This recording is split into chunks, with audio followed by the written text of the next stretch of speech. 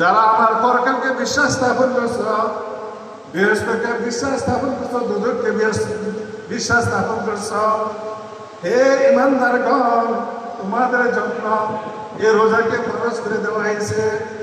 তোমরা এই রমজান মাসে রোজা পালন করো।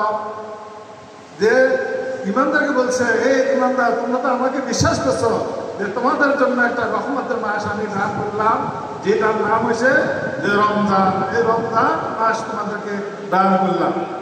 অতএব ভাইরা, আমরা প্রত্যেকে রহমতের মাস দেখেন, আমাদের থেকে যে গত রমজানে যে আমরা গত রমজান পেয়েছে, এই রমজান অনেকের সৌভাগ্য হইল না।